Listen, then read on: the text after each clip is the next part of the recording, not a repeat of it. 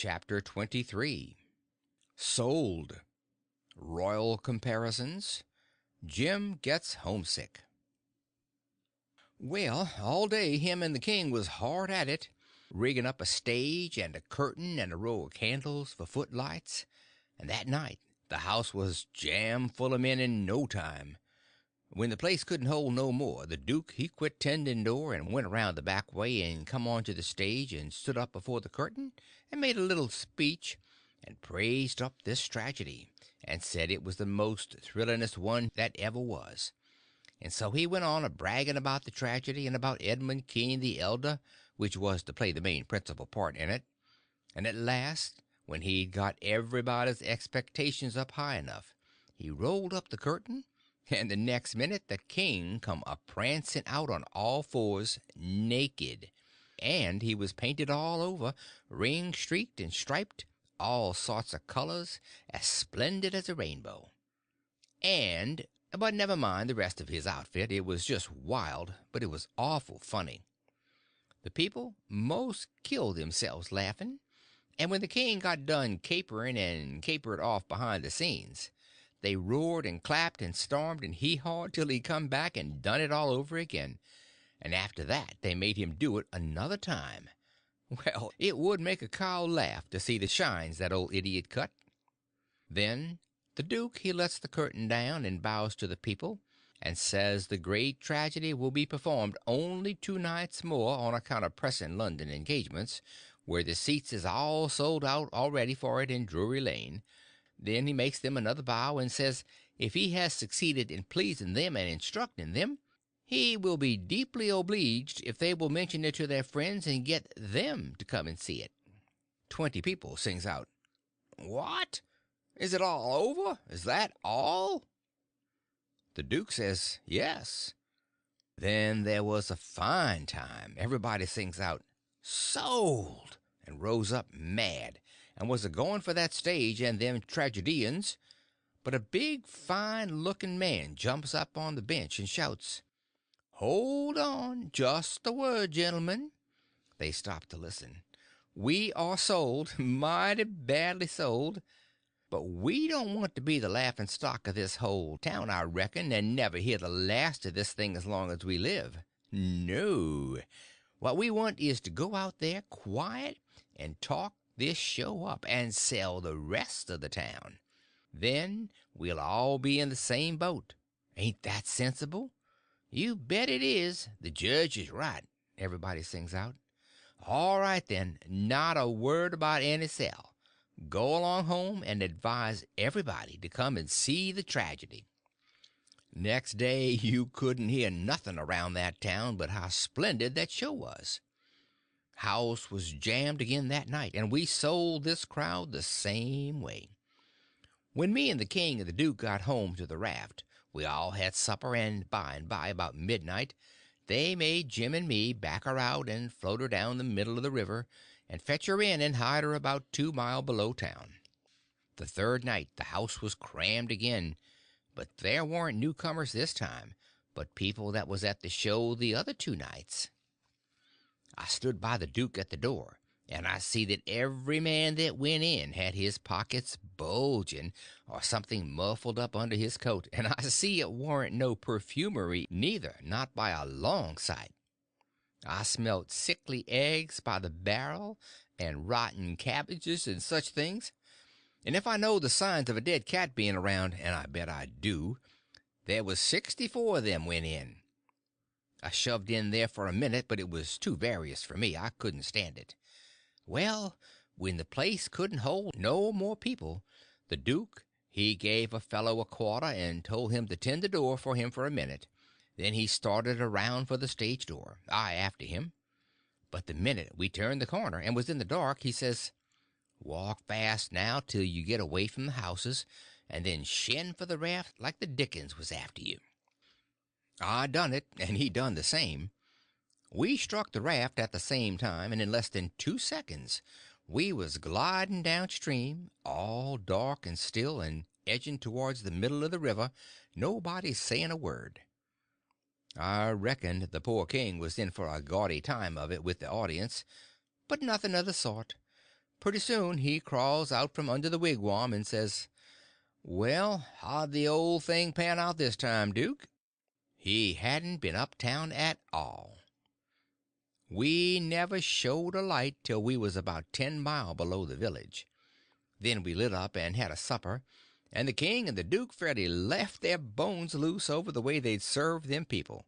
The duke says, "Greenhorns, flatheads, I knew the first house would keep mum and let the rest of the town get roped in, and I knew they'd lay for us the third night and consider it was their turn now.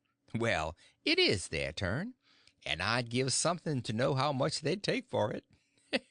I would just like to know how they're putting in their opportunity. They can turn it into a picnic if they want to. They brought plenty provisions. Them rapscallions took in $465 in that 3 nights. I never see money hauled in by the wagon load like that before. By and by, when they was asleep and snoring, Jim says, "Don't it surprise you the way them kings carries on, Huck?" "No," I says, "it don't." "Why don't it, Huck?" "Well, it don't, because it's in the breed. I reckon they're all alike." "But, Huck, these kings of yourn is regular rapscallions. That's just what they is. They's regular rapscallions." "Well, that's just what I'm a saying. All kings is mostly rapscallions, as fur as I can make out." "Is that so?" "You read about them once, you'll see. Look at Henry the Eighth. This'n a Sunday school superintendent to him. And look at Charles II, and Louis XIV, and Louis XV, and James II, and Edward II, and Richard III, and 40 more, besides all them Saxon heptarchies that used to rip around so in the old times and raise Cain. My, you ought to seen old Henry the Eighth when he was in bloom. He was a blossom. He used to marry a new wife every day and chop off her head next morning. And he would do it just as indifferent as if he was ordering up eggs. "Fetch up Nell Gwynn," he says. They fetch her up. Next morning, chop off her head, and they chop it off. "Fetch up Jane Shore," he says, and up she comes. Next morning, chop off her head, and they chop it off. "Ring up Fair Rosamunde." Fair Rosamunde answers the bell. Next morning, chop off her head, and he made every one of them tell him a tale every night, and he kept that up till he'd hogged 1,001 tales that way, and then he put them all in a book and called it Doomsday Book, which was a good name and stated the case. You don't know kings, Jim, but I know them, and this old rip of ourn is one of the cleanest I've struck in history. Well, Henry, he takes a notion he wants to get up some trouble with this country. How does he go at it? Give notice? Give the country a show? No. All of a sudden he heaves all the tea in Boston Harbor overboard and whacks out a Declaration of Independence and dares them to come on. That was his style. He never give anybody a chance. He had suspicions of his father, the Duke of Wellington. Well, what did he do? Ask him to show up? No, drownded him in a butt of Mamsie like a cat. Suppose people left money lying around where he was, what did he do? He collared it. Suppose he contracted to do a thing, and you paid him, and didn't set down there and see that he done it, what did he do? He always done the other thing. Suppose he opened his mouth, what then? If he didn't shut it up powerful quick, he'd lose a lie every time. That's the kind of a bug Henry was, and if we'd a had him along instead of our kings, he'd a fooled that town a heap worse than ourn done. I don't say that ourns is lambs, because they ain't, when you come right down to the cold facts, but they ain't nothing to that old ram anyway. All I say is kings, and you got to make allowances. Take them all around, they're a mighty ornery lot. It's the way they're raised. "But this one do smell so like the nation, Huck." "Well, they all do that, Jim. We can't help the way a king smells. History don't tell no way." "Now the duke, he's a tolerable likely man in some ways." "Yes, a duke's different, but not very different. This one's a middling hard lot for a duke. When he's drunk, there ain't no nearsighted man could tell him from a king. Well, anyways, I don't hanker for no more of 'em, Huck.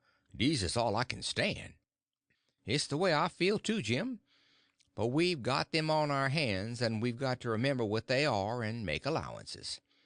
Sometimes I wish we could hear of a country that's out of kings. What was the use to tell Jim these weren't real kings and dukes? It wouldn't have done no good. And besides, it was just as I said. You couldn't tell them from the real kind. I went to sleep, and Jim didn't call me when it was my turn. He often done that. When I waked up just at daybreak, he was sitting there with his head down betwixt his knees, moaning and mourning to himself. I didn't take notice nor let on. I knowed what it was about. He was thinking about his wife and his children away up yonder, and he was low and homesick because he hadn't ever been away from home before in his life. And I do believe he cared just as much for his people as white folks does for their'n. It don't seem natural, but I reckon it's so. He was often moaning and mourning that way nights when he judged I was asleep, and saying, "Po' little Elizabeth, po' little Johnny, it's mighty hard, I spec. I ain't ever gwine to see you no more, no more." He was a mighty good nigger, Jim was. But this time I somehow got to talking to him about his wife and young ones, and by he says, "What makes me feel so bad this time is because I hear something over yonder on the bank like a whack or a slam while ago, and it mind me of the time I treat my little Elizabeth so ornery. She warn't only about 4 year old, and she took the scarlet fever and had a powerful rough spell, but she got well, and one day she was a standing round, and I says to her, I says, 'Shut the door.' She never done it, just stood there kind of smiling at me. It made me mad, and I says again mighty loud, I says, 'Don't you hear me? Shut the door.' She just stood the same way, kind of smiling up. I was a biling. I says, 'I lay I make you mine.' And with that I fetch her a slap side of the head that sont her a sprawling. Then I went into the other room, and has gone about 10 minutes, and when I come back, there was that door a standing open yet, and that child standing most right in it, looking down and mourning, and the tears running down. My, but I was mad. I was a gwine for the child, but just then it was a door that opened innards. Just then, long come the wind, and slam it to, behind the child, kerplam! And my land, the child never move. My breath most hop out of me, and I feel so I don't know how I feel. I crope out all a trembling, and crope around and open the door easy and slow, poke my head in behind the child, soft and still, and all of a sudden I say, "Pow!"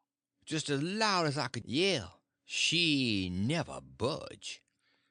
Oh, Huck, I bust out a crying and grab her up in my arms and say, "Oh, the po' little thing.